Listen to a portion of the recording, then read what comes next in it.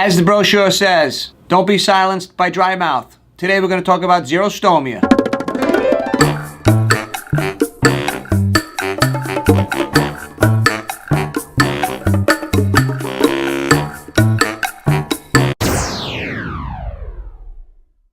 Xerostomia or dry mouth is defined as absence or reduced salivary flow. Xerostomia is not a disease and it's not contagious. I estimate something like 20% of my patients have xerostomia. The number one cause for xerostomia in my practice is medication side effect. There are other conditions that can cause xerostomia, one being in response to head and neck radiation therapy. Radiation will kill salivary glands. As a result, the salivary glands pump out less saliva. Another possibility for xerostomia may be Sjogren's syndrome. It's a horrible disease where your body antibodies that attack your salivary glands. So you basically your body's attacking itself. As a result, it's a multi-system disease, and we see oral manifestation of that on occasion. I do see that. The number one cause for xerostomia in my practice, as I mentioned, is medication side effect.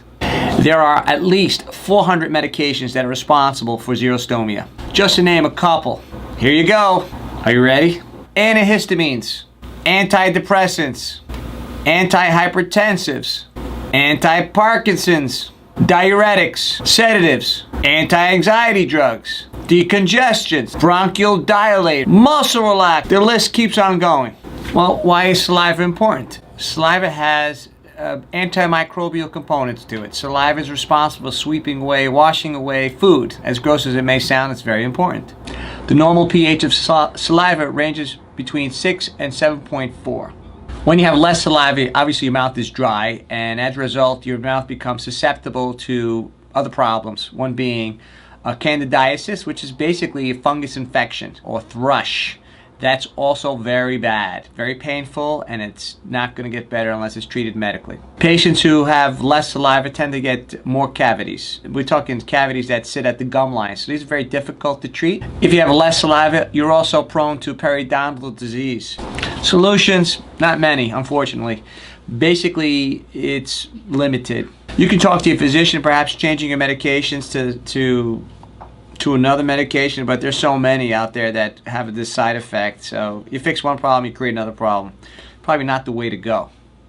The best way to go, most likely, is to avoid certain foods. Your best approach, essentially, is taking your health in your own hands. Put aside changing medications. Watch your diet. You want to decrease anything that's really high in acidity, and you want to stay away from sugar as much as possible. Remember, we talked about pH. Your pH is slightly more acidic in general when you have less saliva, and as a result, you'll be definitely more prone to tooth decay. So eliminate sugary stuff, sugary sweets. A big problem that I see on occasion is people inadvertently, they'll reach for like a sour candy just to kind of stimulate a little bit more saliva, but as a result, the sour candy, most of the time they're with sugar, and they just make something that's pretty bad even extremely worse, and resulting in major dentistry. So you want to avoid reaching for those sour candies to stimulate salivary flow.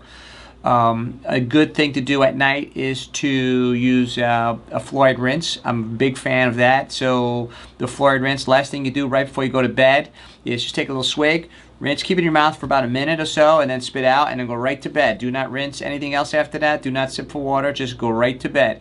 That will remineralize the enamel of your teeth to kind of minimize any more potential damage that can be done from lack of salivary flow. There are salivary substitutes out there. I'm not a big fan. I just try personally because I don't like the taste, but I'm sure they work.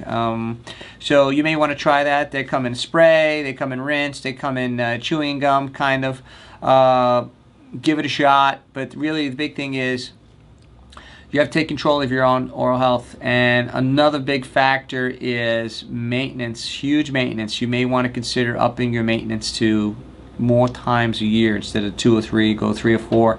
And the advantage of that is if there is a problem starting, we can get to it nice and early. Educate you, make some changes in your diet, make some changes in your home care, and repair anything while it's small as opposed to wait for it to get out of control, and then we got a big problem. So I do appreciate your time. Thanks again. Bye. If you have enjoyed this video, please subscribe. It'll motivate me to do more. Sign up for my blog, robertemilioddsblog.wordpress.com. You can follow me on Instagram, dentist_in_Connecticut. Get a peek at my inside life with my family, my kids, what I like to do, enjoy. Food, big foodie. Follow me on Facebook, Robert Emilio, DDS, and Associates. And you must hit subscribe. Bye.